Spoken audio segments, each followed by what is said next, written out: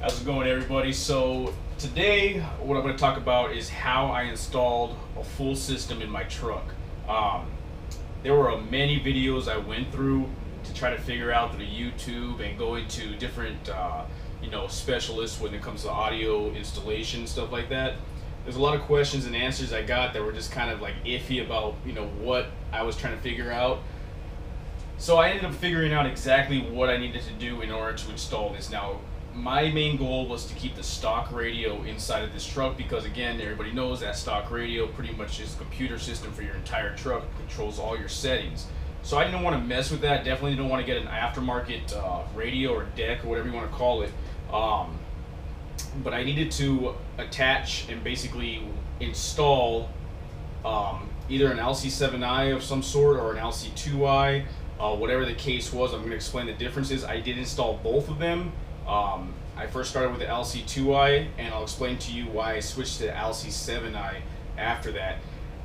This whole video right now is going to be plain and simple. I mean, I'm going to get into details to what I did in order to make this work, and things that I would not have done again, and things that basically I figured out along the way of working. Please, if there's any comments, questions, or concerns regarding what I did with this, shoot them in the comments below, because I would love to learn more. This is my first time doing this, and it worked perfectly. There was a lot of work to it to try to figure it out the right way, but once I finally figured it out, it works beautifully in every single way that it should. So I'm going to give you a heads up. Stock radio to an LC7i to a 5-channel amp, subs, all the new stereo system, all the new speakers within the truck, the JL audios, tweeters. This truck started with 2, 4, 6 speakers, and right now it has 2, 4, 6, 8, 10, 12 speakers in this truck now, all together. I'll explain what I did here, and like I said, mistakes I made, but was able to fix them on my own, and things that I just don't want anybody else to have to run into.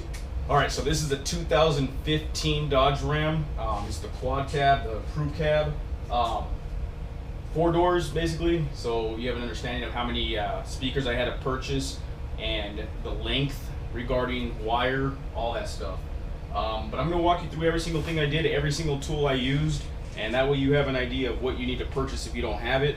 A couple little tricks here and there with certain tools that sometimes would require 2 people, but with a certain tool, it's going to require only 1 person to get the job done.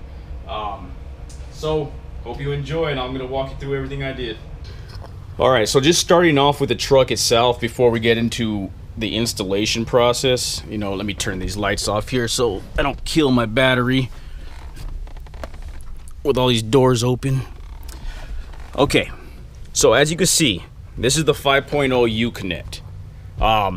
I want to run you through this. The hardest part about this entire thing was trying to figure out what speaker wires go to what, and I found a list of the actual speaker wires for this specific truck with my one of my local audio stores.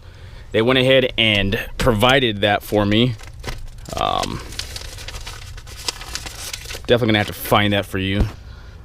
Okay, so my local audio store provided me with a list of all the wiring components within this truck, to the power unlocks, the second ignition. I mean, you're talking every single wire and what color they are and where they go and what they do, basically. So the one specific part that I was looking for, and the only part that I needed within this installation, was the front left speaker, the left rear speaker, right rear, and the left rear, if I didn't say that, but four different speakers. And I know it's hard to see here, however, I'm going to scan this and put this within the video. But what I'm also going to do is type it out so that you could probably screenshot it if you're doing the same installation within the same truck. Don't worry about these writings here. I'm going to explain to you what all these words mean later on in the video.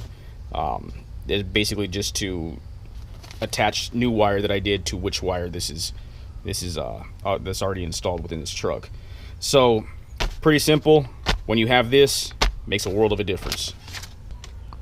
Alright, so heading back to the actual radio itself, this is the U-Connect 5.0 screen. I wanted to keep it stock. I wanted to keep it the same. Didn't want to remove this to put a new deck in there. As everybody knows, these new radios themselves, pretty much the whole computer to the entire truck, all the way from seatbelt locks to whether or not you want the alarm on your horn, the locking mechanism with the horn when you push the button. So again, this is the computer for the truck. Didn't want to move it out. So as you can see, everything's pretty clean within this installation. You can't even tell from looking outside that there's actually anything within this truck, which is my main goal. That was my main goal. I didn't want anybody looking from the outside to the inside and seeing that, oh, this guy has a new deck or he has something that we could easily take. You know, when it's within the truck and it looks stock, it's going to kind of push people away from wanting to actually take that. So again, there's wires that are running underneath all of this. I'm gonna get a flashlight so we can see a little bit better. Okay, so just to make it a little bit easier with the flashlight itself, you can see that here is the carpet, and you can see a little portion of some of the wiring actually running right there. But you want to make sure you're going under the carpet. I'm going to show you how I managed to get the wiring under this portion of the plastic all the way to the top and into the radio itself, so you don't have any wires exposed. The wire runs all the way down the side under the carpet, all the way to the back portion, which we're going to go to right now. But as you can see here, with doing it this way, you're obviously going to have a very clean installation where you're not going to be seeing any exposed wires in the front. Heading towards the back, again, everything is under the carpet. Can't see any wires exposed until you get to this back portion here, which maybe I had gotten a little lazy on this back portion, but I am fine with this being tucked right here. Nobody's going to be stepping on that. And I'll explain what this wire is and what it does. But underneath the seats here on the back side, we have two 10s kickers, we have the 5-channel lamp, and we have the LC7i. So I'm going to explain to you what I did in order to get this thing to work. Keep in mind that this LC7i right here has a GTO, basically a great turn-on system. Now, a lot of people think that I don't have to power this thing up still because it's going to turn on with a speaker wire. Well, that's not necessarily true. You have to make sure you power this still with a 12 volt. Now, it will turn on as a sensor when you have the speaker wires connected to it, but it still needs power from the truck in order for it to work. Before we go into the installation on how I worked with this, I want to go ahead and talk about some of the speakers. Now, you can see from a distance, this is the 6x9 speaker in all the doors. The 4 doors take the 6x9s. Now you can see the yellow, obviously that's the JL audio, a lot different than the actual speakers that were previously or factory installed within this truck. Now, there's many places you could put a tweeter on the back side as well if you want the tweeter. If you don't want the tweeter, then you don't have to put it in there. But I decided that I wanted another tweeter on the back side. And again, yeah, I understand that we have kids, and within this area itself, I have the ability with the radio itself to control all the audio to the front if I didn't want any of the audio in the back. When I'm riding by myself, I don't mind having audio in the back. So I put a tweeter also up in this area. A lot of people may like this, a lot of people may not like this. It's all your preference. You could put a tweeter right here, you know, wherever you decide that you actually want to put your tweeter at is your preference. So I decided right there on that area, kind of just where the window's going to be open. That way I have a good surround sound for myself, kind of high, not too low. Can hear it from the back, can hear it from the front.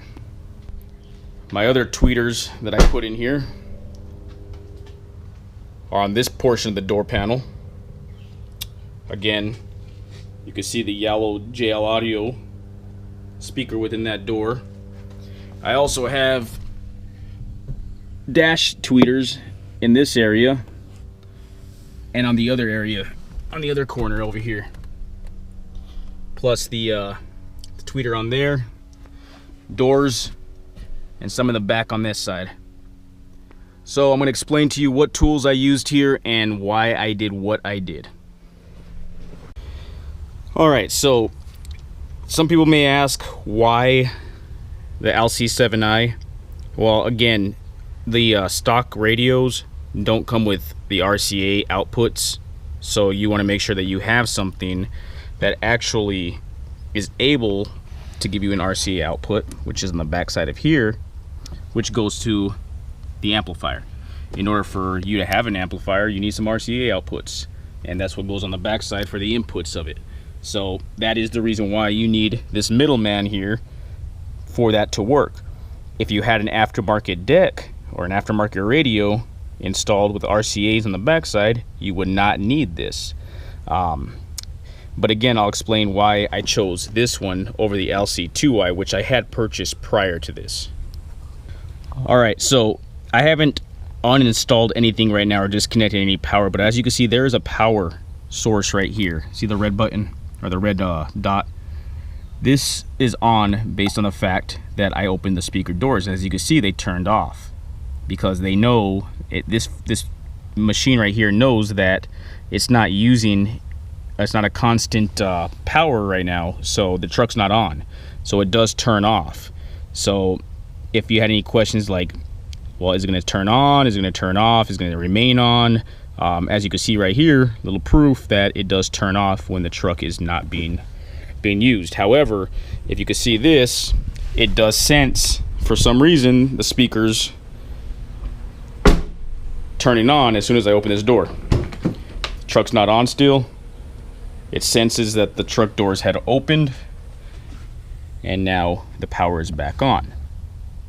Once after a certain amount of time, I don't know, a minute maybe, this thing will shut off. Now if the truck is running, it will not shut off because there's a constant power going through it from the speaker wires.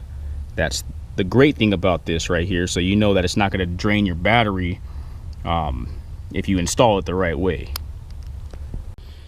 Okay, so I know this looks like a mess right now, but it really is not. It's not that hard. I may have made these wires a little longer than what I should have, but just to give it that extra space so I'm not fighting with the wire later on if I ever decide to move the amp down that side, I have the room and the actual wiring to do that.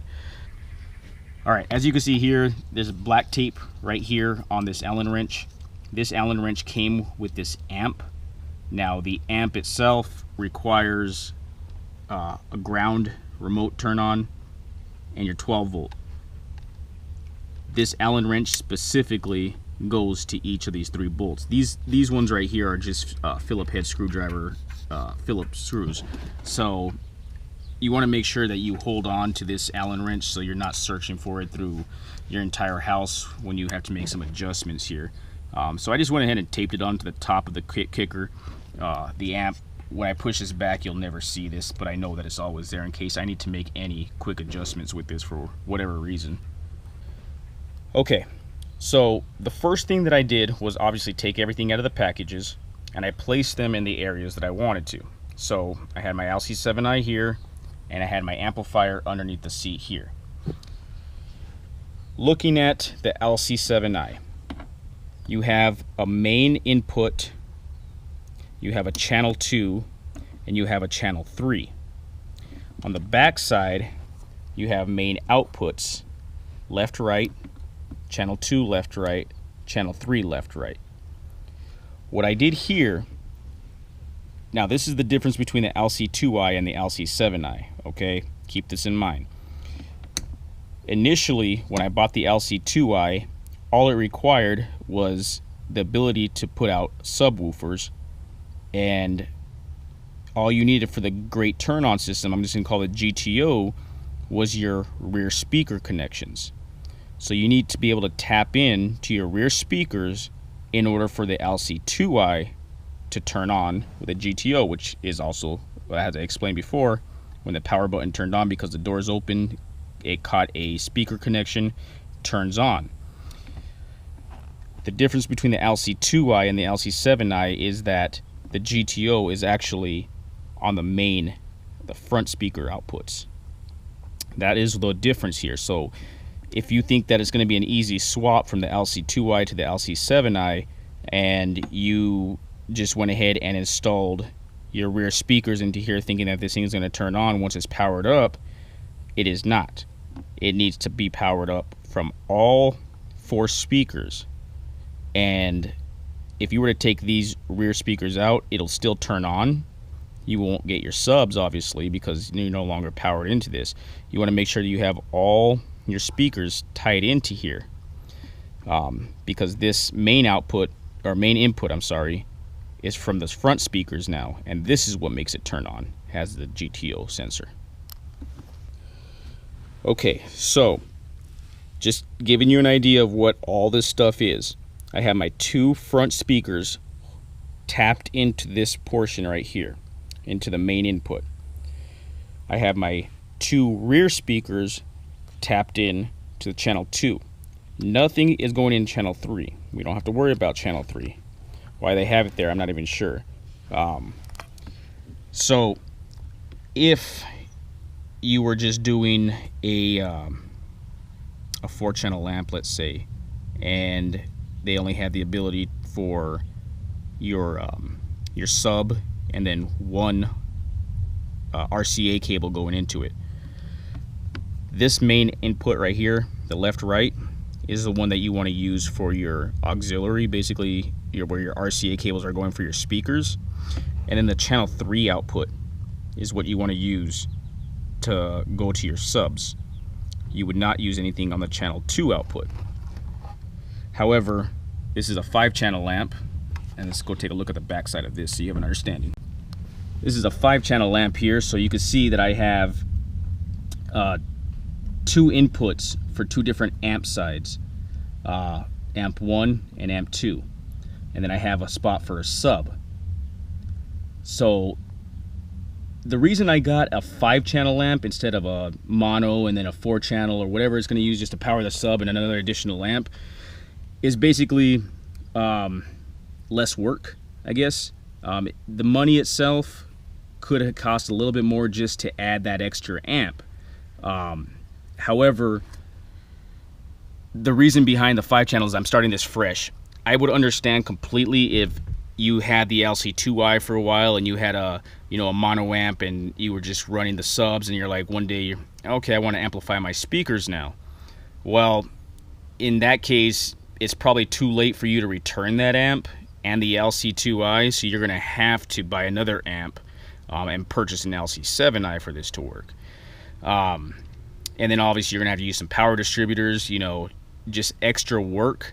Me, I started this brand new, didn't have anything that was too old to have to return, and a year went by and I'm like, okay, I'm deciding on switching this over to amplifying my speakers now, but it's too late for me to return the amplifier, the LC2i.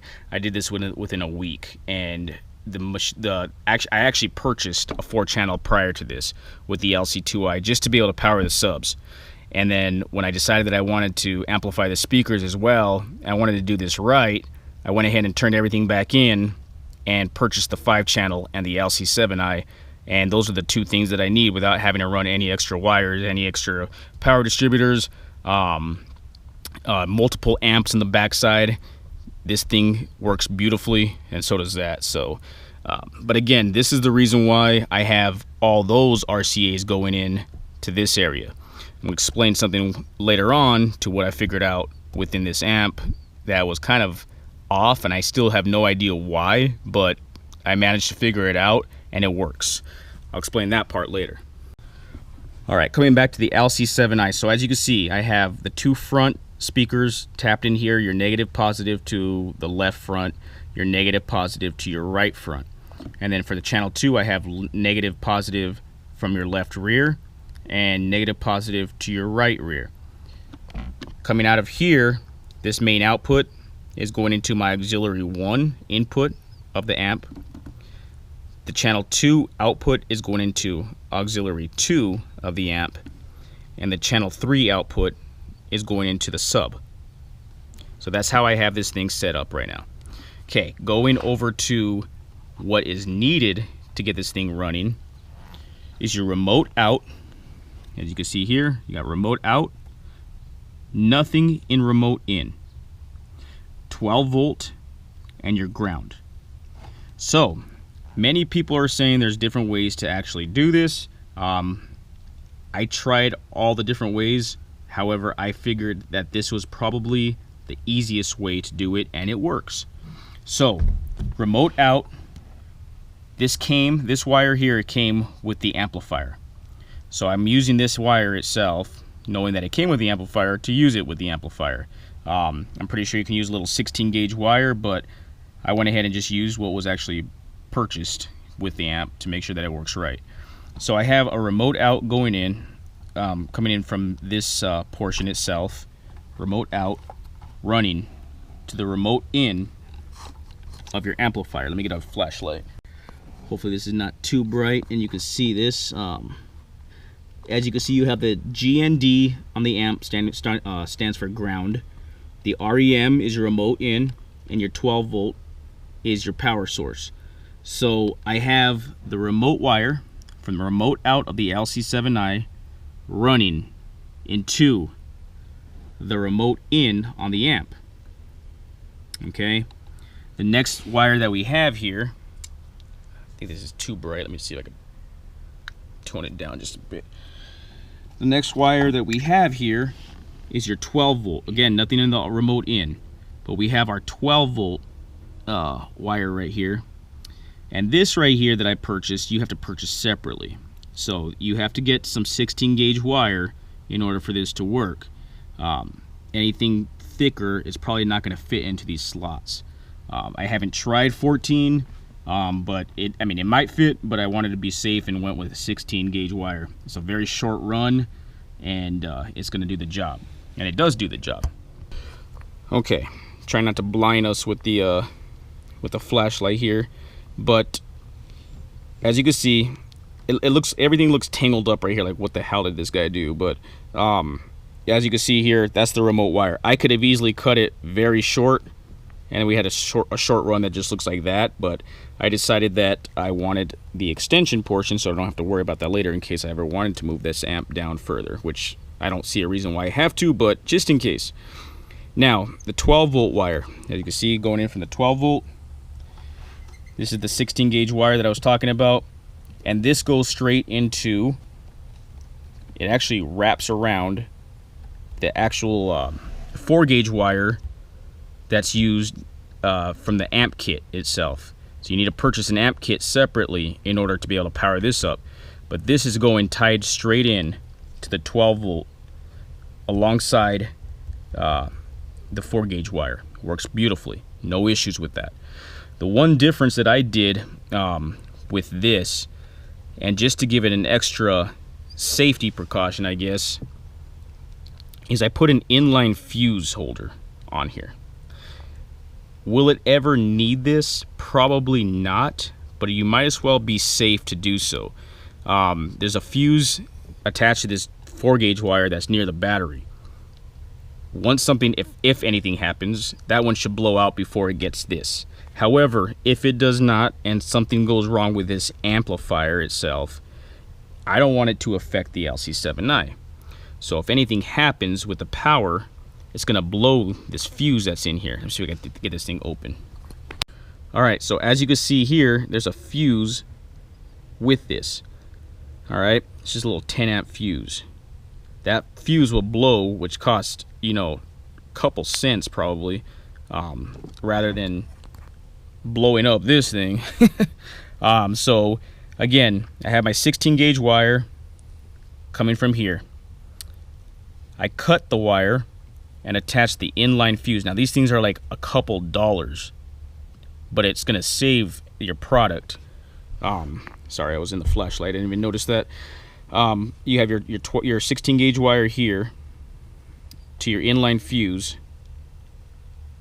back to your 16 gauge wire, and then attached to the 12 volt portion of your kicker amp, right attached to your 4 gauge wire.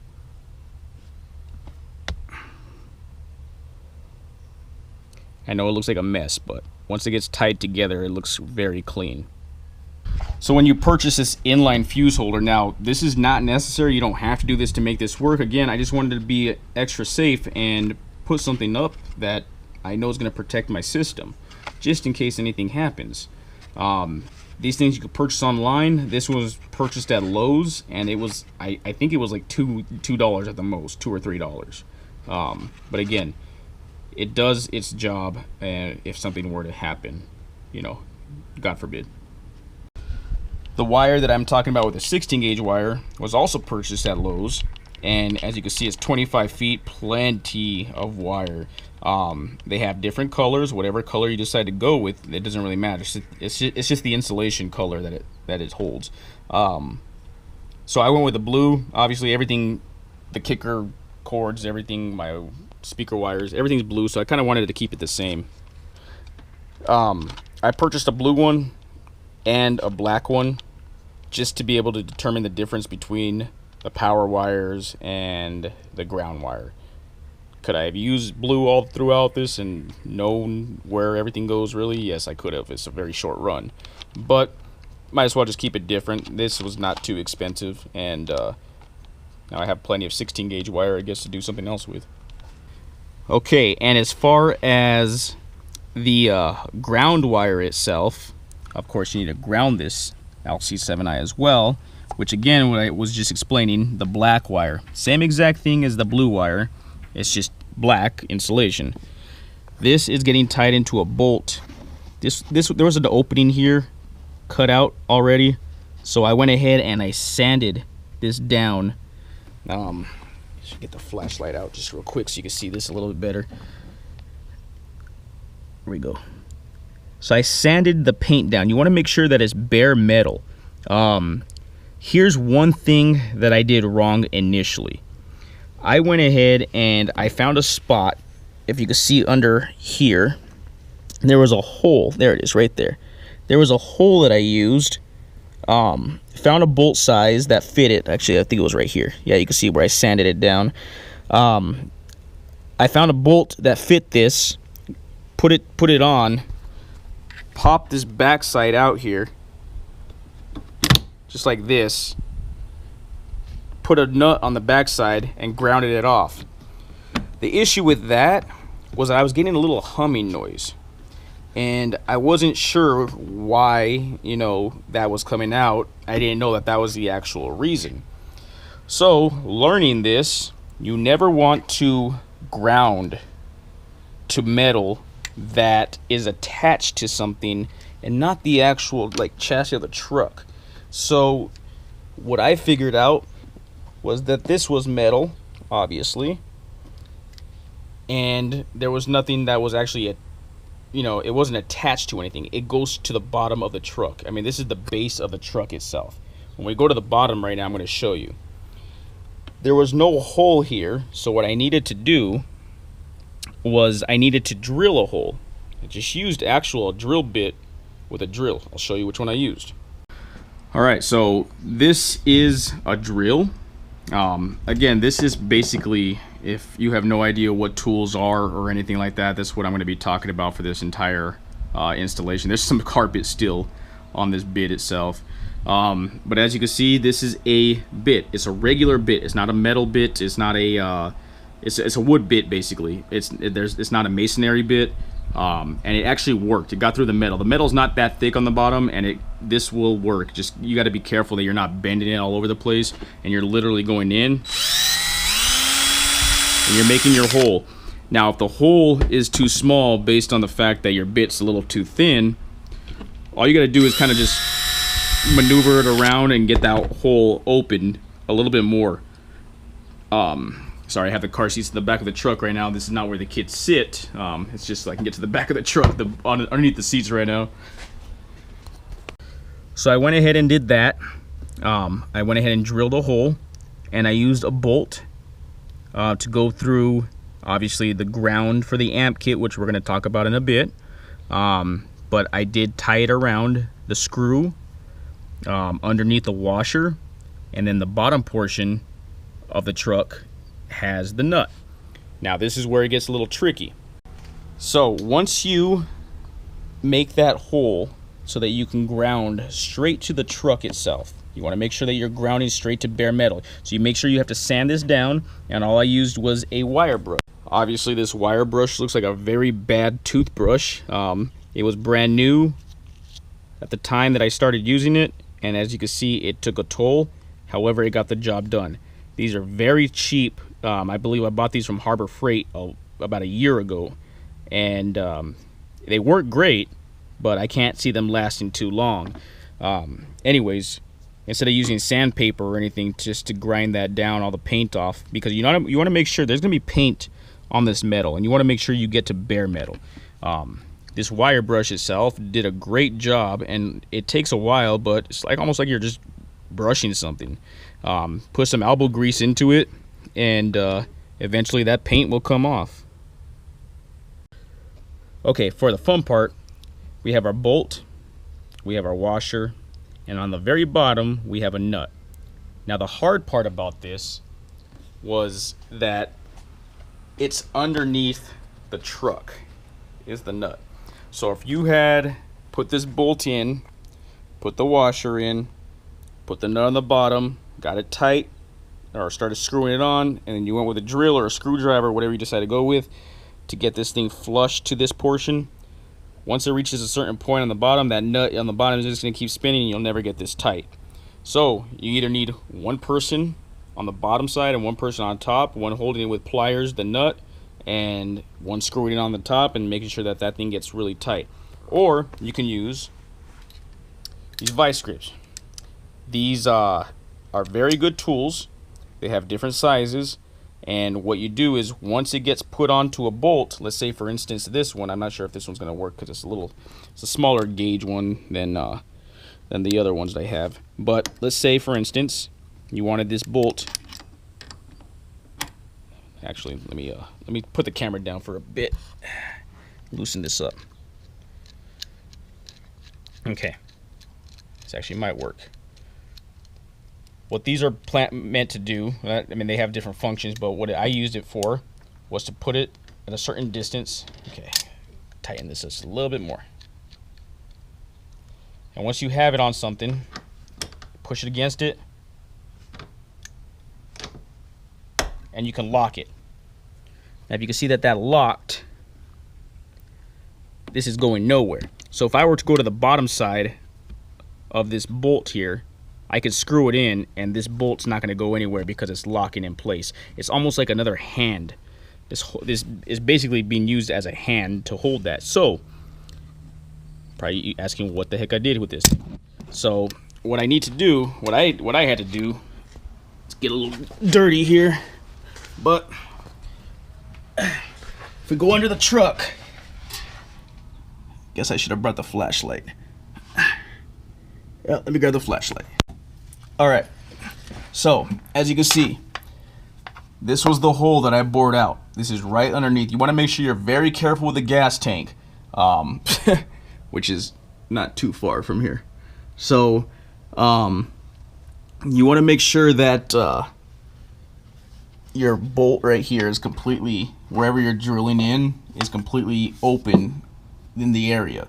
And I found that this part right here was wide open, plenty of room, wasn't going to hit anything that would disturb the truck. Okay, I'm trying to do this with one hand here, so bear with me. Okay.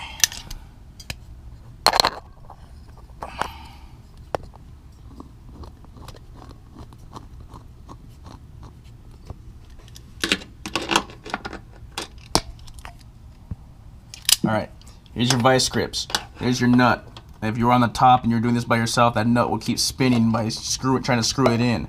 So grab some vice grips and get it to the right size. You can clamp it in. Okay, so we just clamped it in right now. Again, I think the camera was a little off on that one, so let me take this off. Again, get it to the size that you know it's going to work. Tighten it down, clamp it in, just squeeze this. You heard that squeeze. Once that's squeezed, this thing is not going to go anywhere. Now it might turn this way or this way. However, when you lock it in to a certain spot, this thing is going to stop one way or the other. You can see that, if you can imagine that. Once it goes, it's going to stop. It's going to hold this nut in place. So again, a great little tool to get. These things probably run, you know, if you got a set, which I did pick up a set with this. Some bigger ones, and then the small ones. I think they were like, I want to say maybe $10, $15, somewhere around there. If you buy these individually, obviously you're going to be a little bit cheaper. But again, great tools to have. So when dealing with your LC7i, and you have these very small little screws there, you want to make sure that you purchase very small screwdrivers. It's going to work. These things were like $1 or $2 at Lowe's, the Cobalt brand. Very cheap little screwdrivers, and they work beautifully with this. Just make sure you have, you're not going to be able to use anything else. You can't use a big screwdriver for this. You can see the bolt size, or the screw size itself is very, very small.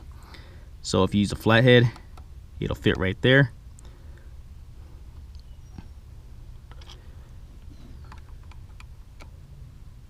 See that? Phillips does the same job. Just want to make sure that you buy yourself some small little screwdrivers when dealing with the LC7i. Okay, before we get to what this wire is and where it's going to, I just want to make sure that we covered everything with the LC7i. Obviously, you got to do the tuning yourself and all that stuff. It's not really that hard. It's basically volume controls on here. So again, just a little refresher. We have the remote out going to the remote in on the amp. We have the 12 volt, nothing in the remote in, but we have the 12 volt going to an inline fuse holder, going into the 12 volt of the amp, which is going to be attached to, make sure that it's connected very strongly with your 4-gauge wire. Then we have our ground, which is here, and it's going to the truck itself with the hole that we bored out.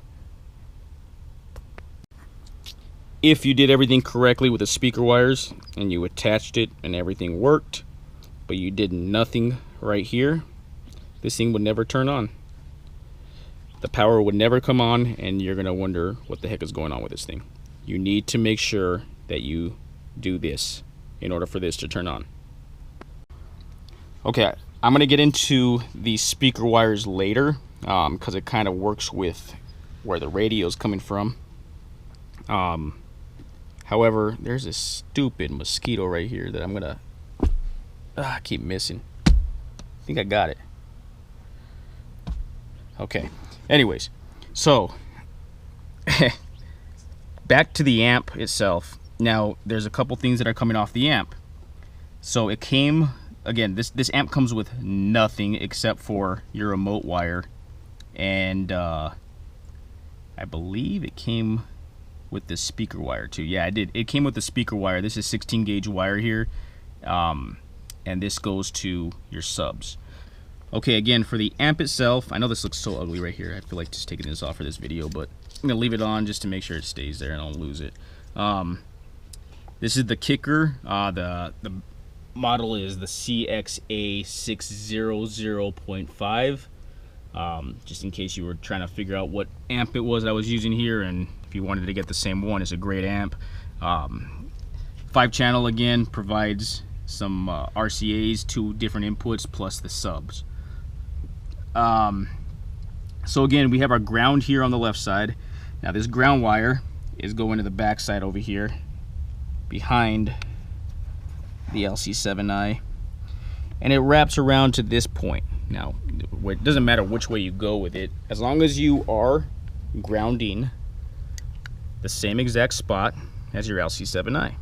Now I've heard in the past, or through different reviews or anything like that, that an LC7i can be grounded all the way to your battery, your negative of your battery. I guess that could work, and I think I tried it. I think I was getting a little bit of noise though, so I didn't really like that either. And like I said, I've tried it multiple ways, and this is the way I figured out works the best. Grounding it at the same exact spot as your amplifier. So that's what I have here. That bolt I feel like this flashlight's too bright for you guys. But that bolt itself is going through this portion, like the terminal, the connector of the ground wire that comes with the amp kit, alongside attached with this ground wire for the LC7i, and those are both grounded to that bolt that I had to bore the hole through the bottom of the truck. Those are both attached to right there. Pretty simple. You just want to make sure that you have a very tight hold here for these bolts, for this bolt and the two wires. You want to make sure that they don't come loose at all. And then we have our remote in. This portion right here is what's being delivered from the remote out of the LC7i. Just one wire. And then we have our 12 volt. This is our 4 gauge wire. They have 4 gauge and 8 gauge wire for your amps. I went with a 4 gauge, and I wanted to make sure that I had enough power. So we went ahead and ran this back across that way. I'm going to show you the run for the 4 gauge wire in a bit. We're going to continue on with this amp before we do that. All the speaker wires coming into the actual amp. The funny part about this, again, in my plans that I made, I have everything set up the right way. The white wires are my front left. The gray wires are my front right. The purple wires are my rear left, and the green wires are my rear right wires, speakers. I would assume or expect that amp 1 to be the front speakers and amp 2 to be the rear speakers. I mean, that's how I set it up, and that's what I figured it would work. That's how I figured it would work. But it was so funny when I was driving in the truck and I had everything set up. I got a phone call, and I had the Bluetooth set up, hands-free. Had the Bluetooth set up in the truck with my phone, and it started ringing, and I answered it, and I heard the conversation on the rear doors. And I was like, okay, I had to put my head to the back, either turn the volume up all the way or put my head to the back just to kind of hear what was being said. And I figured obviously that's not right, and I didn't want that to kind of mess with my music somehow. If for whatever reason in the studio they made the sound or the music kind of with the speakers left, right, left, front, rear, whatever it was. And so I went ahead and adjusted this again, and I put the rear speakers onto amp 1 and the front speakers onto amp 2, and it works great. Now I have my front speakers the way they should be, and I have my rear speakers the way they should be. This is not wired incorrectly behind the head unit itself, behind the radio. So I have no idea why amp 1 and amp 2 are used in different ways. But whatever, it works. Just a quick tip, just in case you guys are trying to figure out why are my faders, or why am I, why when I'm trying to control my truck, the balance, or I'm trying to get the speakers to the front and the back, why is it backwards? Well, there's your reason. You got to switch these around. Okay, back side of the amp. Again, all the RCAs. Now I know this looks like a bundle of mess, but there's just 3 different RCAs all together here. And they're coming in from the LC7i, wrapped around this back portion here, and plugged in. Make sure you're using your left to your left and your right to your right.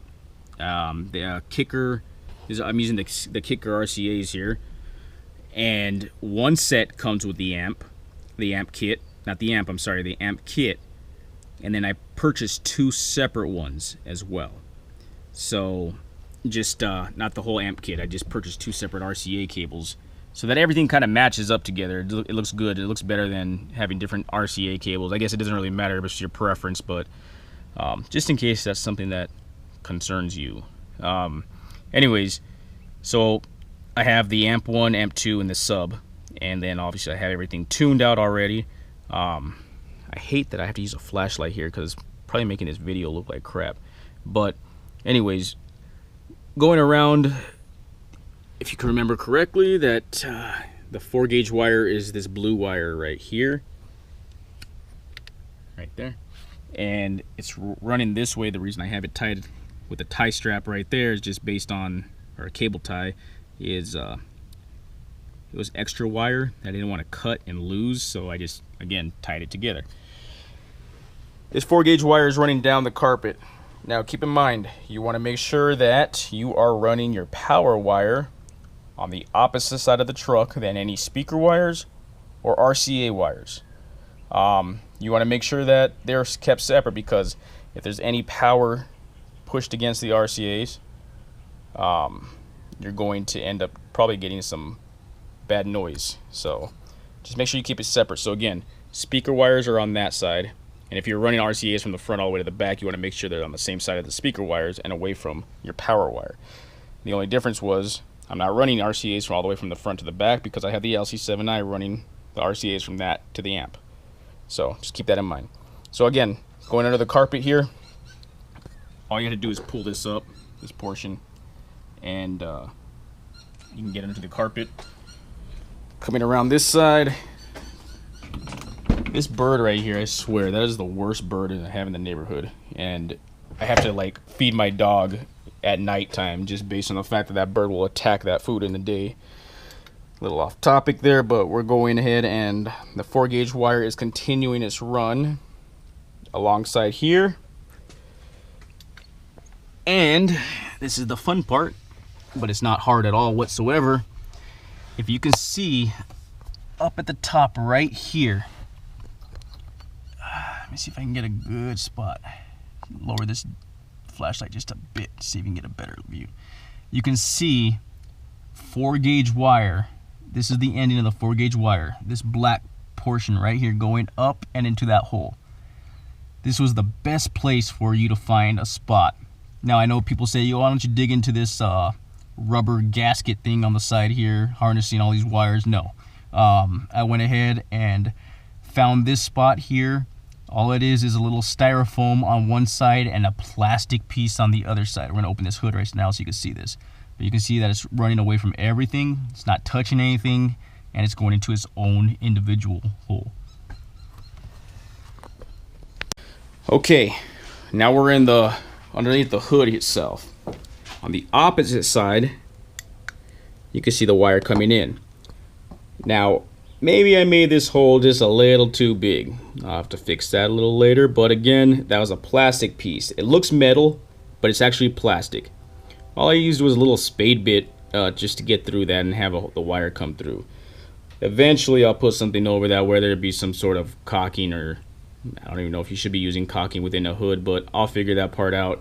But I'm going to definitely try to close that up a little bit more. Nothing's going to affect it. I don't anticipate any bugs getting into there from there, but it is a possibility. I mean, the ground level is just right there, and if something wants to really crawl all the way up here, I guess it can get into the cab area. So I want to be careful with that, make sure that it's completely sealed up later on.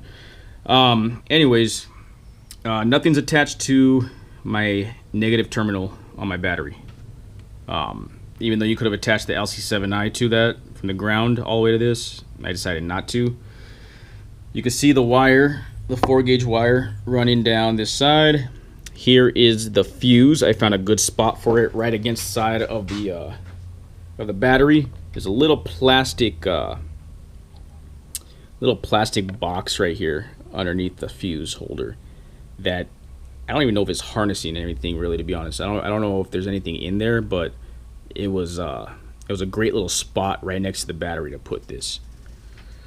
And moving along the opposite side of the fuse holder, you have the 4-gauge wire running up and connected into the a little bolt right here that goes into your positive of the battery. Pretty simple. And all I used right here was a socket set just to open that bolt up. Get that bolt loose, the nut, push this connector onto the screw, and then push the bolt or the nut back onto the actual screw itself and tighten it up. Works great. And that is literally all I did within the engine. So again, safety precaution, and I should have probably said this in the beginning of the video. make sure when you're doing any wiring within this truck, I don't care if it's the speakers, I don't care if it's power, anything, you're removing the radio, the harness from the radio, make sure you undo your negative on your battery. Again, socket set. Just take this bolt off right here. All you got to do is unscrew this, loosen it up, don't take it off all the way, just enough to be able to shake this and loosen this up, and then pull it and it'll come off. Make sure it's away from this metal portion right here on your battery though. Make sure that you push this to a point to where it's over there so that it's not connecting back to this on its own when you're working in the truck. Just be very careful of that. But again, anything you're doing with this truck, make sure that you undo your negative on your battery. Take it off. Okay, and that is pretty much the gist of how I actually installed the amp and the LC7i. Not to get to the speaker wires yet because we still got to cover that. But just make sure that you're not actually powering anything until you're completely done and everything's connected. So with that, the negative terminal disconnected from your battery, as well as, I couldn't be any more specific than this, and so you could be so careful. Make sure that this is the last thing you actually connect before you turn anything on. Make sure that this is the last thing you connect because this is your power wire. Don't do this first. Never connect this to your power wire, to your positive terminal on your battery, and then have a loose wire inside the truck that you need to work on or connect to an amp. Never do that because now you're working with a hot wire where next to you. You know, it could be attached to something. I mean, that's very dangerous. So make sure that this is the last thing. I can't stress that enough. Make sure that this is the last thing that you attach when doing any of this installation. Make sure that it's attached to the amp first. Make sure all your power plugs and all your wiring, everything is done before you hook this into your positive terminal. Please. Okay, so getting to my subs. So what I did here, I had the 10-inch subs. Obviously, that was my preference. I didn't want 12s. I wanted 10s. That was all the kick that I needed for this. So these, I think the subs came with screws. I'm not sure, but I decided to use screws that I'm familiar with, and they're called wood screws. Let me see if I get the box. Okay, so they're called deck screws. I use this a lot for construction work. I know how they work, and I know that they're very good screws. They're strong, and they do some good jobs. So different sizes they have. These are exterior screws. Doesn't matter if you use them interior. You can see the different sizes. I believe I went with these ones here, and there's a lot of room to the bottom here. As you can see, if I were to screw in to the top, it's not going to do anything. The reason I go with these deck screws, believe it or not, you don't need any pilot holes. So when dealing with screws, majority of time, so you don't crack the wood, split the wood in any way, you have to drill a pilot hole. So you use a bit, make a pilot hole small enough for the screw to go and to make sure it's not too big, and then you would use a regular screw and you would screw it in so that your wood would never split. This screw itself, these deck screws, you don't need to do that extra step. You literally just have to put it on, screw it down, and it'll never crack your wood. So what I have here, just make sure that when you're screwing these in, you're going at an angle. I mean, it doesn't have to be a drastic angle, but you just want to make sure that it's not going inwards. That's going to puncture your speaker. So that's the one thing. I want to make sure that these nails or screws are long enough so that I will have no issue with the vibration of this, and then for them loosening out. If these can hold decks and construction and build, connect studs together. Trying to make this easy for people who don't do construction to understand. This thing can tie an entire house together, multiple of these screws, in order for a structure to remain. And if it could do that, trust me, it could hold a speaker in a box. Alright, now so going to the back side of the box. Let me see if I can lift this up without damaging it.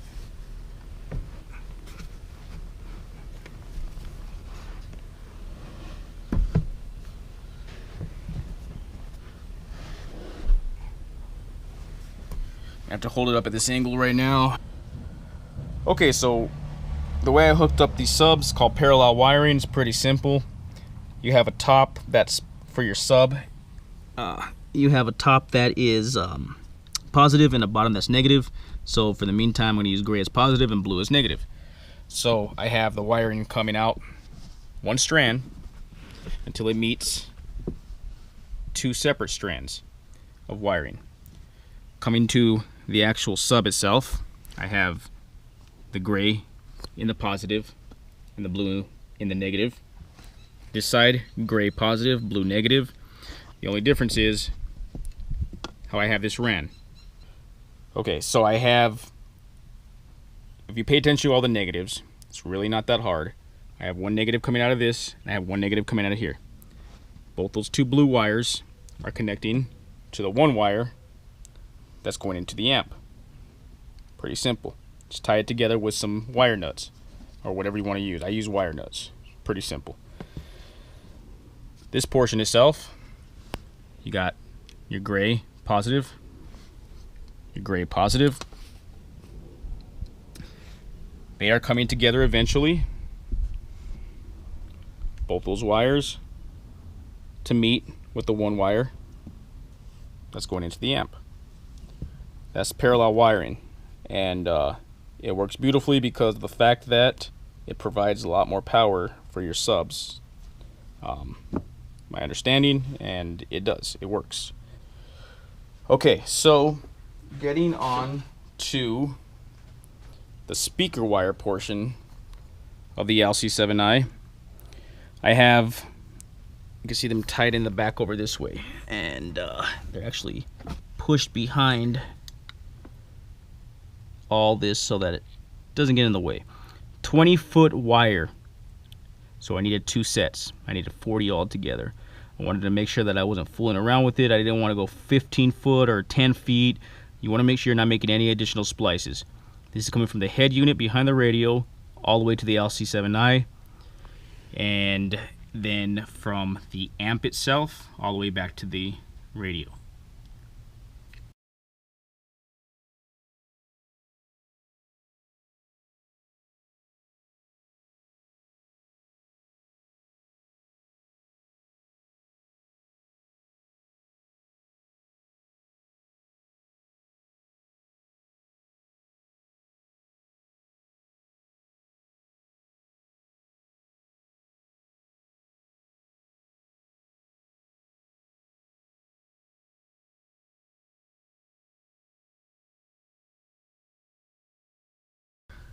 Okay, so if you're looking at this and with the form that I actually used, that I put up on the video, you're going to see, this thing is so bright, tone it down just a bit. Okay, you're going to see that every single wire here has its own color, and every wire here has a white, let's say it's a white, and then the other one is a white and stripe. And you have a gray with a stripe. Then you have purple, purple with a stripe, green, and green with a stripe. And then you have this blue wire. So this is 9 wiring. Basically everything's in one long cable of insulation. It makes it a lot easier for installations instead of running one individual wire per speaker or per negative, per positive. Keeps it all together. Highly recommend when doing something like this. Looks a lot cleaner, and it's easier to work with. Anyways, back to the wiring. Doesn't matter what colors you're using on this side. It's completely your choice to what you want to use. If you want whites to go with your front left or your front right or your rear left or your rear right, then that's what you're going to decide. All you have to do is make sure that you mark it down to make sure remember which wires are going where. So, if you can see in this case itself, I used the whites for my front left. I used the gray for my front right. I used purple for my rear left, and I used green for my rear right. And that is how I set it up. And I used everything that was solid color for the positives and everything that had a stripe for the negatives. Pretty simple. You also have within this 9 wiring some a blue wire, and that's a remote turn on. You can use it for that. Obviously we're not using a remote turn on to turn on this LC7i, so it's nothing that I'll need. If you wanted to use it to power your amp without the LC7i, that would be a good choice to use, and it comes with it. So that's why it has 9 wires in there, 9 wiring. But I'm only using 8 out of 9. So I didn't want to cut the remote wire.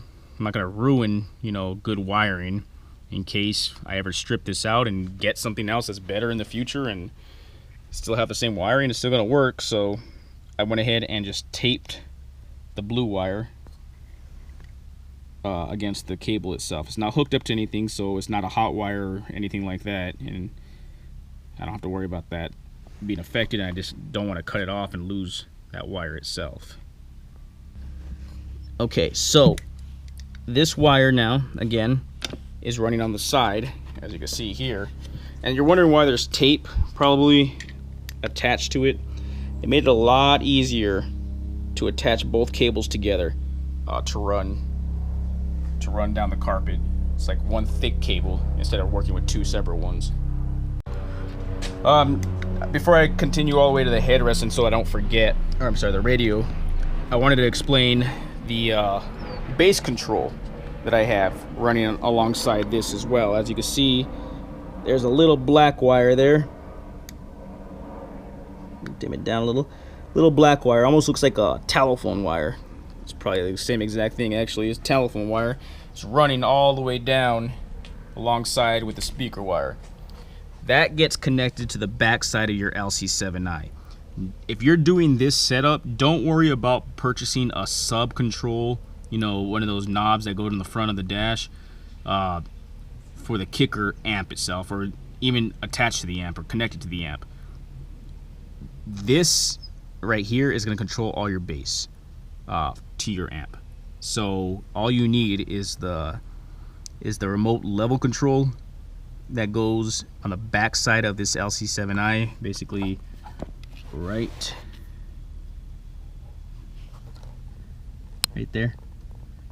Plugs right in. It actually has like literally a telephone jack, telephone connection too. I mean, it's pretty weird. Same exact thing. So it almost looks like a telephone wire, but I'm gonna move it to the front and show you where it's at. So this is where I decided to install the control knob. All the way to the left is no sub at all. All the way to the right, the most sub you can get out of it. So you can see here's the wire running, and all I used here were some self-tapping screws. I'll show you what those are in a bit. But I have the wire running underneath. I got some ties, some cable ties right here, and it's running underneath all this portion.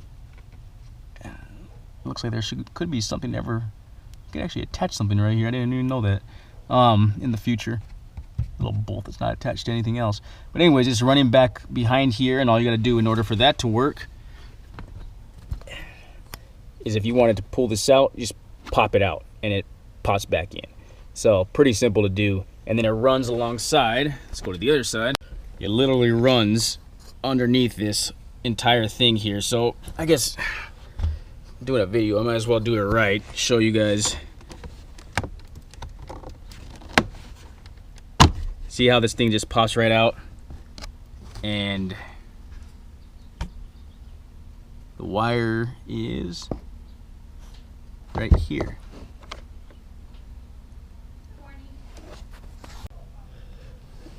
So you can see the wire running on the back side here, and it's very hard to see, I guess, but it is right here. Let me dim this down again, and here is the wire. It's running behind. I guess it's kind of hard to see, but if you can see that, it's running all the way down there to the control. And again, once you take all this off, you can just pop it right back in. Pretty simple. Goes right back in. and then that runs behind the carpet. All I gotta do is just lift this thing down here, pull the carpet out, and it runs all the way to the side, bottom of this, and all the way out back to the LC7i. Okay, so these are self-tapping or self-drilling screws, and basically what these do is you don't need a pilot hole, you don't need to worry about these going into anything. It literally, you screw this into something and it will make its own thread. Okay, so we have these small screws here, and as you can see, this is what was used to install this control knob.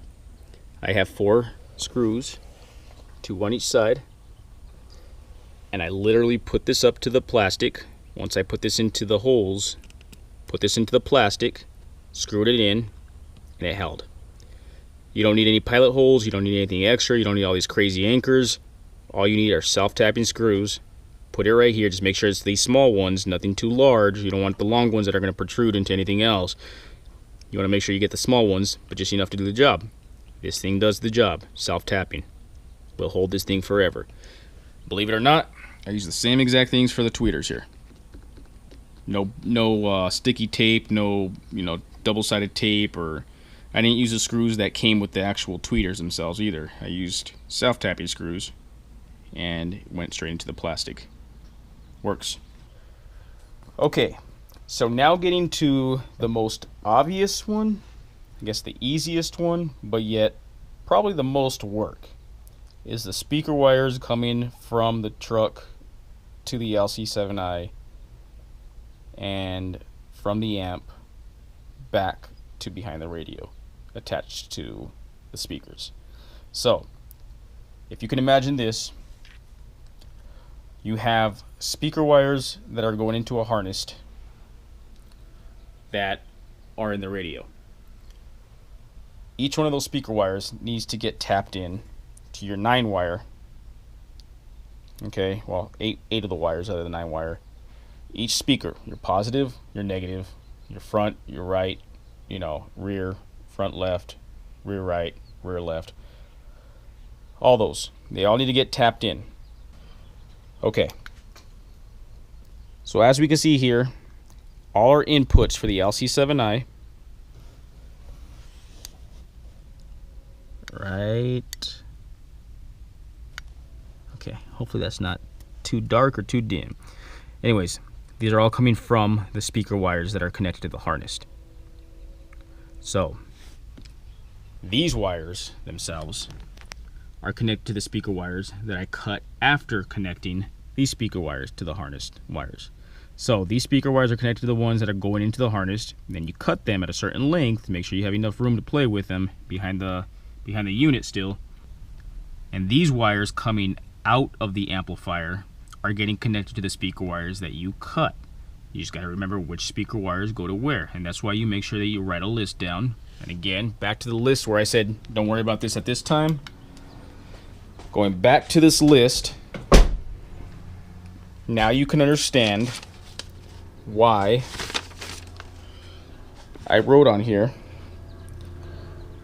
front left speakers, okay, are the gray violet for your positive and the gray yellow for your negative, while the writing that I have on top is from my 9-wire, and I wanted to make sure that I wrote down the exact wire that goes to each and every single speaker wire. So in my case, again, you can do whatever color you want with your 9-wire, but what's really important is making sure that you have the correct speaker wires that are already installed in the truck. So gray violet, again, front left speaker, gray violet is your positive. I have that attached to my white. Your negative for your front left speaker is gray yellow. I have that attached to my white with gray, or white with stripe, whichever one you want to put it as. My front right speaker for the Dodge is a dark green and a violet stripe for the positive, dark green and yellow for the negative, and I have that attached to my grays. The left rear speaker is gray and light green for your positive, and gray and dark green for your negative. And I have this attached to my purples. Purple, solid, purple stripe. My right rear speaker is dark green and light green for your positive, and dark green and gray for your negative. I have those attached to my greens, the solid green for the positive, and the green with a stripe for the negative. So, just to make it a little bit more clear and just a quick refresher, these wires are coming from the harnessed wires. So initially when you have a radio, you're going to have the harnessed, and you're going to have wires coming out of the harness that are going to the speakers. Simple. You have to cut those wires. Not all of the wires are on the harness, just your speaker wires. Make sure you just cut your speaker wires. And what you're doing is you're attaching these wires that are coming into the LC7i to the wires that are going into the harnessed.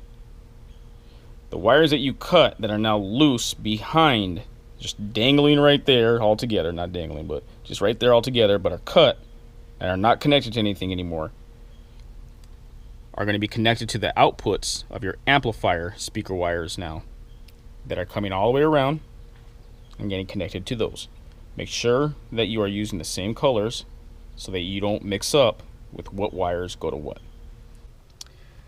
Alright, hopefully you can see this.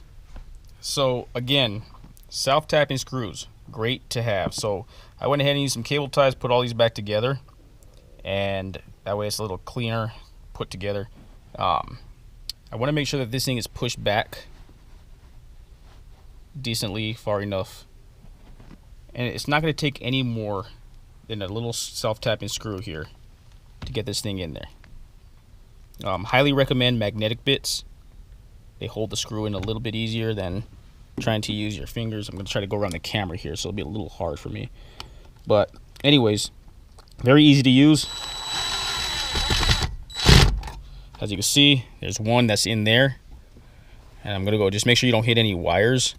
I'm going to put the other one on this side. This is all it takes for this thing not to move. You don't have to go all crazy with the drilling.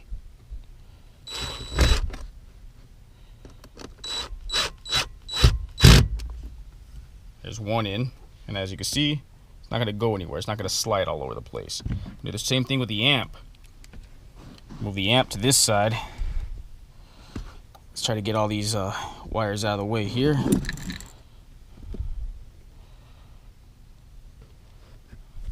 Get the amp pushed back as far as it goes.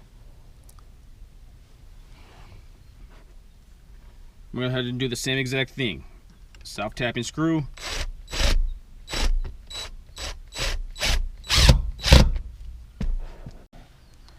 As you can see, the self-tapping screw right here goes directly into the amp. I'm going to do the same thing with the opposite side. Okay, so now you can see that everything is back in place except for the subs. I'm going to put these back in. I did not bolt this box down at all. That way I can just get back to here whenever I want to. But everything is now in place, and I'm ready to put this box back in. Okay, so as you can see, everything is now placed back in, and the subs are back in the spot that they need to go underneath the seat. And once you close this up, plenty of clearance still. And again, you can't even tell if there's anything in here by looking from the outside.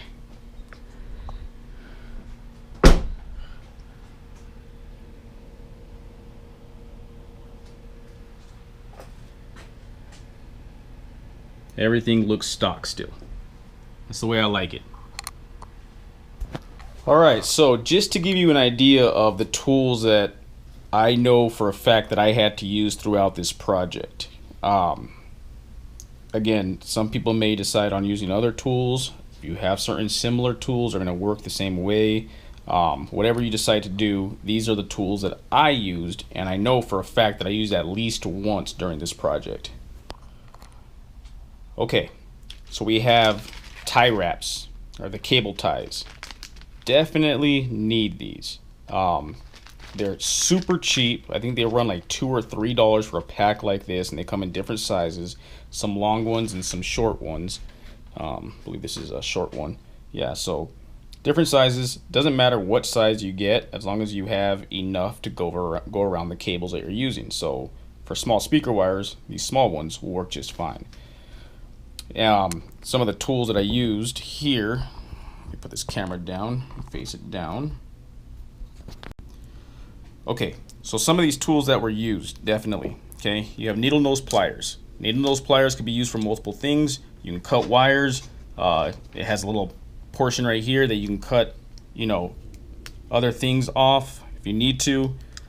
Cable ties, it'll work for cable ties. Let me see if I can get an old cable tie here. Here's an old cable tie that you can cut with this, snap it. However, if you can see that you kind of have to twist it with the needle nose. If you have a pair of these work wonderfully.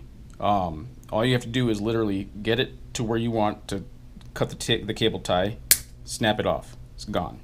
That's what you want. You don't want to be so much struggling when you tie wires together. I mean, this one, I guess sometimes it cuts pretty good, but these ones for 100% sure, they always cut right on every single time.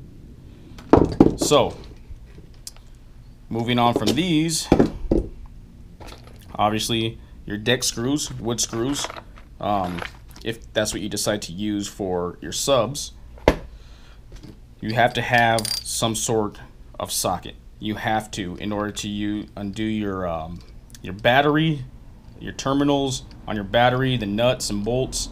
Now you can use this to undo your radio as well. You make sure you have the right socket. So make sure you get yourself a good socket set. However, if you purchase one of these, it's an adapter, come a couple dollars. Make sure you get the right size. There's two sides, one for smaller ones, one for bigger ones. If you can get a pair of two, great. If not, make sure you get the small one at least. And all you do is put this in, and once you have your drill, it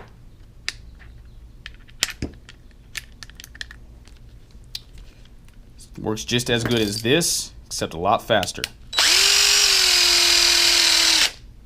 So just be careful with using that you're not torquing too much back in.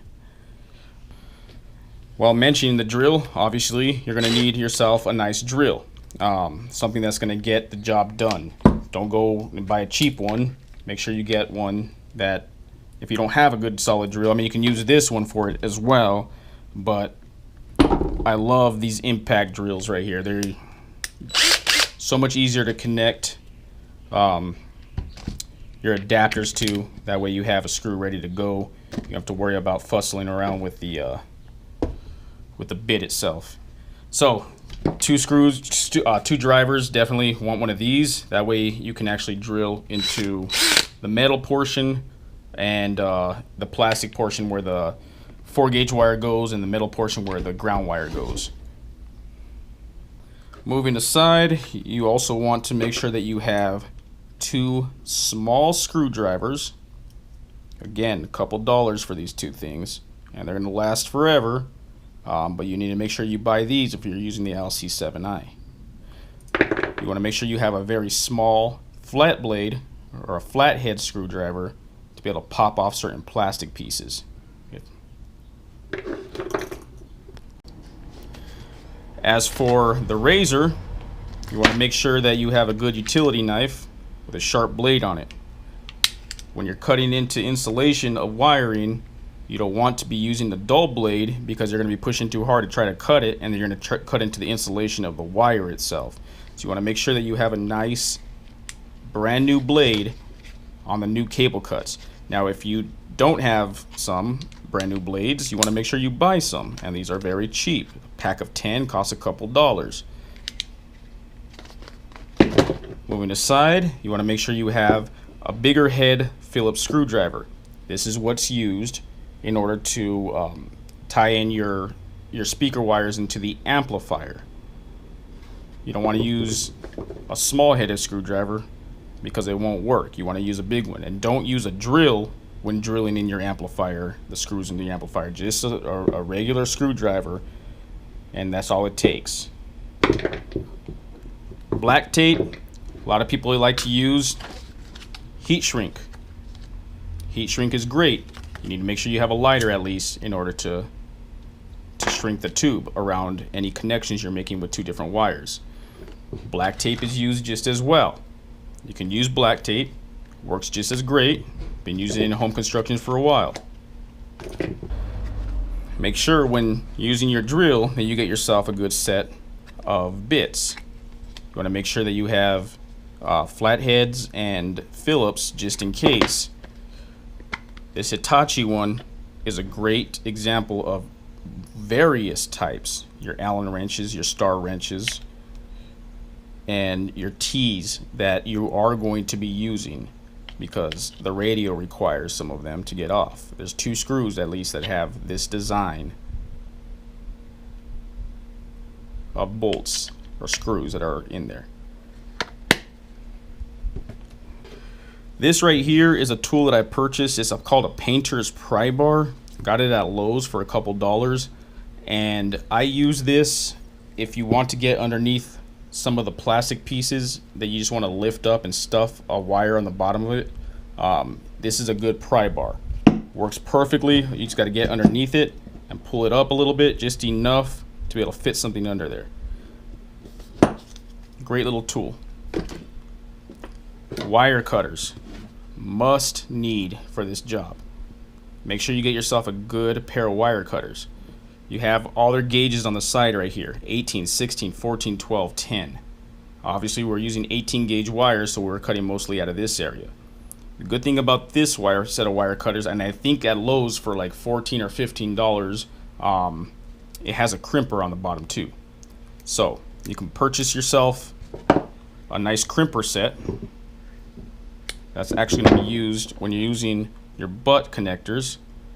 When you put a piece of wire on this side and a piece of wire on this side with the strands, you can crimp these. And as you can see inside now, it's crimped down. It'll hold the wire. This one's open. When you crimp it, it'll hold tight. Same thing is for this, is if you were using these, it'll be the same exact idea. Okay? Must need. Make sure you get yourself some wire cutters. If you get a good set of wire cutters with crimpers, you don't need to buy this, but purchase both of them if you want. This was a couple dollars as well at Lowe's in the painter's aisle, and as you can see, it's got somewhat of a little degree angle on the tip. What I used this for was to pry open the plastic portion for the radio. I stuck this on the very top and pried it open. One on the right side, one on the left top. Right top, left top. Once I had enough to pull it, used my hands, and I was able to pull the rest of it off. Great little tool. Make sure that when you're trying to pry plastic, you are only using plastic against plastic and never metal against plastic, because metal against plastic will most likely break plastic. So plastic against plastic at all times. And then again, going back to using these, definitely going to need to use these vice grips if you're working alone. If you're not working alone, then you don't need these. You can have somebody hold the nut on the bottom of the actual truck while somebody's tightening the bolt on the top that goes into the ground. So, but if you're working on your own, purchase one of these. Great tools to have. It's like having an extra hand. A headlamp. If you're working at nighttime, which I did at sometimes, I used a headlamp. Great little tool. Put it on your head, working hands-free, you know. Just a recommendation. Obviously your wire brush, in order to grind that paint off, basically sanding the paint off to get to bare metal, I want to make sure you have one of these. My ground screws, stainless steel. I wanted to make sure that I got a bolt that was long enough to go through the actual bottom of the truck, but not too long to where it's going to be sticking out too much. 6 pieces in here. Couldn't find the single ones, but I had to buy the 6-piece ones, and I think they were like $3 each. And the washers as well, stainless steel. And your stainless steel nuts. All the same size. Make sure that you're getting all the same sizes here. You see the 1/4 by 20. Want to make sure you're getting the same exact size. The washer doesn't necessarily have to be the exact size, as long as the hole is big enough for the screw to fit in, but not too big so that the head of the screw falls through. Don't forget your 16 gauge wire here. Again, this is a roll of 25 feet. I really hope that hammering and stuff is not messing this audio up, but if you can still hear me, raise your hand. Anyways, plenty of wire there. Make sure you get the stranded one. You can see here.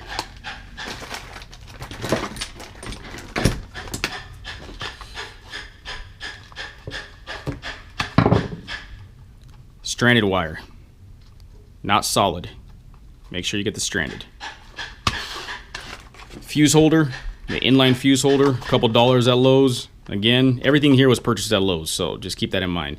But the inline fuse holder right here, you don't need this, but I did it for myself for my extra protection for my LC7i. Alright, so just to get to the things that I actually worked on this truck with, it's going to be, you're going to have the kicker, the 10-inch subs here, the 500 watts each. You have the JL, these are the tweeters here, the 3.5. They actually fit really well within the truck itself, in the dashboard. Obviously this has been opened and used, but this is the kicker, the amp kit that I had to purchase. It's the CK4, the 4 gauge.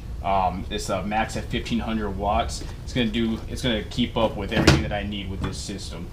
The 1200 watt max kicker amp. This is the 5-channel. Then we have the JL Audios, the C1690s. These have the regular 6x9 speakers to include the small tweeters, which are placed in the doors. I also have the multi-use kit. You can see that stop vibration is the hush mat. That's what's used to be placed around the speaker against the plastic or the metal. In my case, it was the plastic, just based on the fact that I don't have any of that cushion stuff that comes off from behind the door.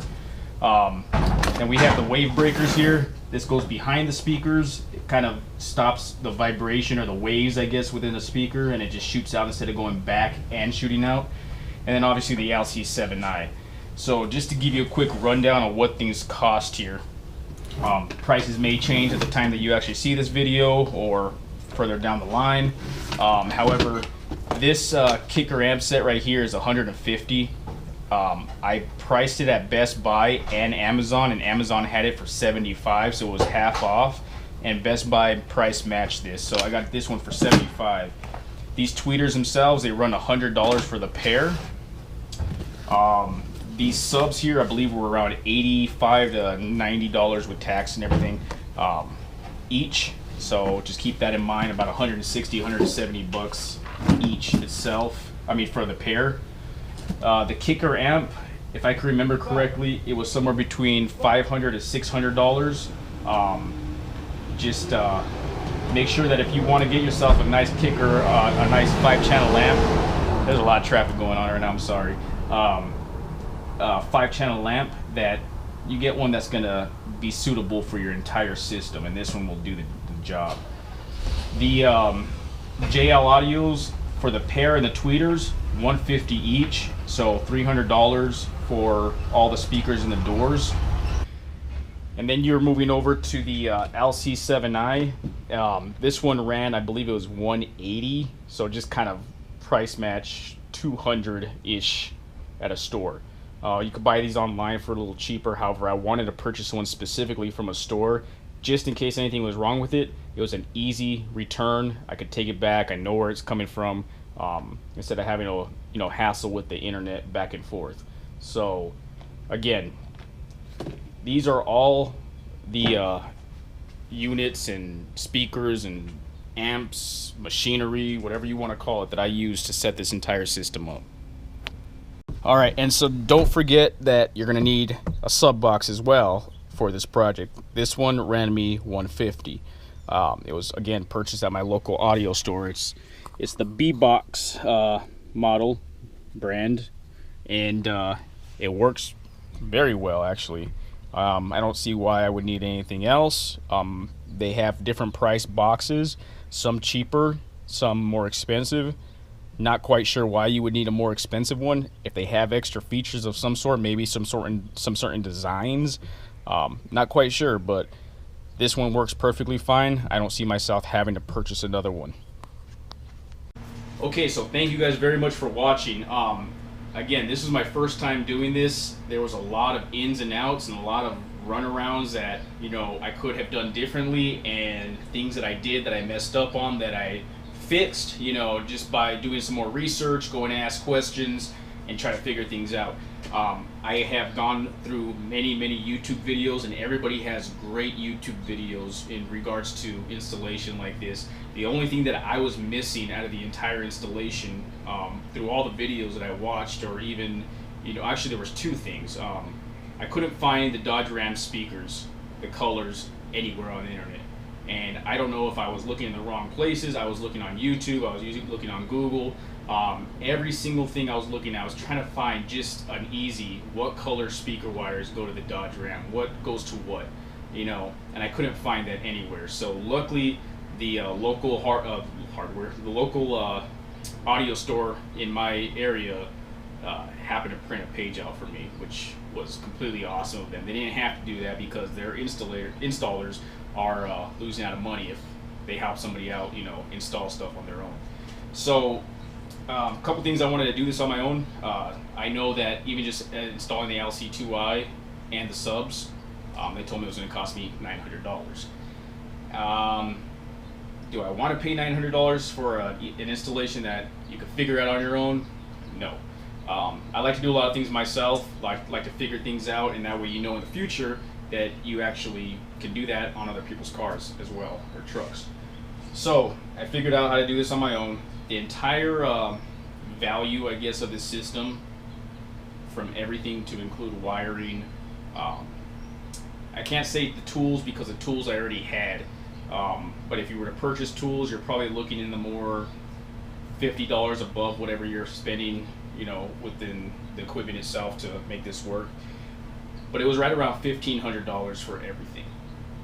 And I was told initially, you know, if you're going to do this yourself, a good sounding system, you're going to be paying around $1,500.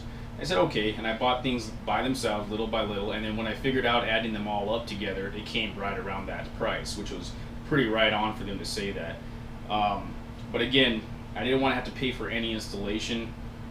I know a lot of people do installations at audio stores and they do a great job, but I want to know what's going on, and I want to be able to do this again if somebody else ever asks me. So again, this was my first time doing this. If you have any comments or questions about what I did, if I didn't cover something, or if you have any comments that you would do something differently, please let me know so that I can actually look into that and figure it out. Again, this system, it sounds great. If there's any adjustments that need to be made, it's probably going to be to the tuning itself. But if there's something else that somebody would do, wiring it somewhere else, or wiring it a different way, or doing something differently, let me know so that I can look into that and fix it myself. But again, I do appreciate any questions or comments regarding this. But as far as everything else goes, I think that pretty much covers everything. I think so. If you have any questions, please ask. I think I try to cover everything that I had to cover. So again, the LC2i specifically for subs, if you would. I know that there's a output that you can do on the package itself that shows that you can go to your front speakers. But if you want to amplify all your speakers, go over the LC7i. And if you want to amplify your speakers and have a sub, go to your LC7i. It makes a huge difference. It works great. The second that it all turned on and I figured out that I did it right, I mean, that was the time that I was just the happiest, because you know that you did something right with all of this, and each and every single wire meant something. So make sure that you have your good connections, make sure they're tight, make sure they're, you know, if you're crimping, make sure you're crimping right, make sure that they're not going to separate from each other. If you're safer with using wire nuts, use wire nuts. They work the same exact way. I know people solder, people do all these different things, you know, but just do it to what you know is going to have a good connection. Wire nuts, I mean, you wire houses all the time, and the power runs through them just as fine as you would if you were to solder them. Soldering is a lot more professional. I don't have a solder gun, and I've never tried soldering before. That's one thing that I do want to learn. But but at the same time, I do know how to use connectors. Something I've been doing for a while. So something I'm comfortable with and something that I know how to use. So again, I use a lot of different connectors within this that I would in a house. Anyways, that's the gist of it. I really hope you guys enjoy the video, and please, again, shoot me comments or questions or anything you possibly can to help me better myself and help other people, you know, learn from this, because who wants to spend that much money on installation? I don't think anybody does, not when you can do it yourself. So, and I know there's many videos out there showing how to do this. The only thing I was ever missing was how to power the LC7i or how to power an LC2i. Like, I was watching all these videos on, oh, my speaker wires are going into here, they're going into here, and it's connecting into the amplifier, it's going to the speakers. I'm like, okay, cool. Great videos on showing that portion. But I always was missing how to actually power the unit itself. And I mean, yeah, I had to figure that out myself. But every single wire means something. The ground, the power, the remote in. If you don't have all those things going in, your unit's not going to work. Even if you have 2 out of the 3 hooked up the right way, you got to make sure that every single thing is hooked up the right way. And the way that I did it just proves that it actually turns on and it works great. So, and again, the GTO, the sensor, it works on it. It's tapped into the speakers, and you can see that when I open the door, it turns on. When I turn the truck on, it turns on, whatever the case is. But obviously you need to get, in order to turn the truck on, you need to get into the truck. So yes, you need to open the door and it'll turn on from the sensing of the speakers. But it will not turn on if you don't have it powered on and hooked into your amplifier wire. So your 4 gauge or 8 gauge, whatever you decide to go with. But again, this is my first time doing this. Everything rocked out pretty well, and I'm very happy about it. So again, any questions, comments, please shoot them my way, because I would love to learn more. Thanks and take care.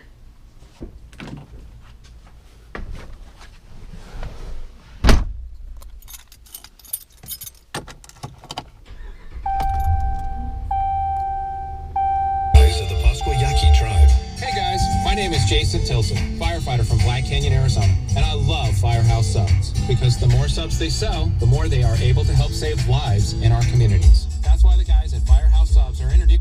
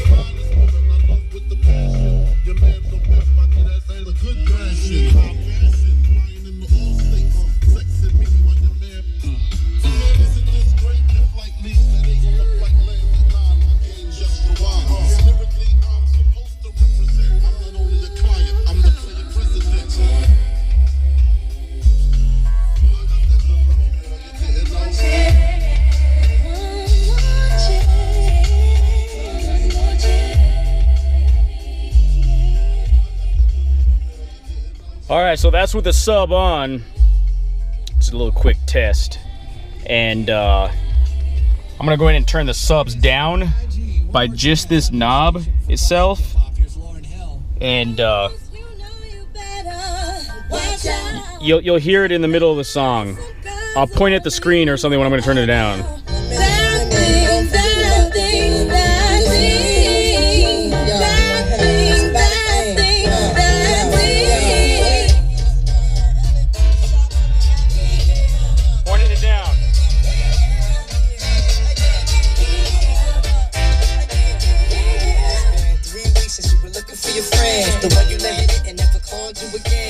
As you can see there, these speakers are very loud, and that's not even full up, you know, full volume. But you obviously don't want to go full volume, but that's not even halfway. So the speakers itself, you can hear that I actually took all the bass out of them just to have the highs and mids. But the subs are controlling the entire bass. So when I have the kids in the back, obviously I can control the bass and not have any at all. And you'll barely have this going on. But if I wanted to up the subs,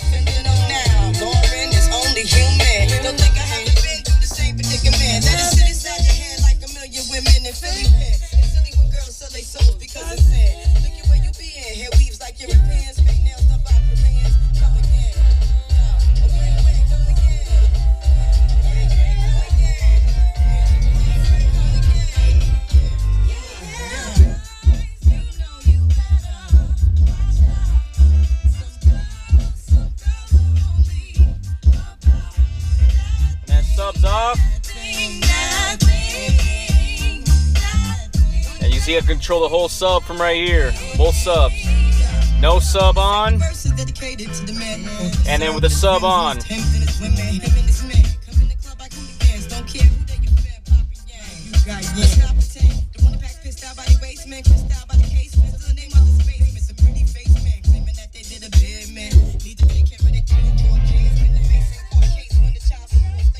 Right on. I hope you guys enjoyed this. Thanks for watching.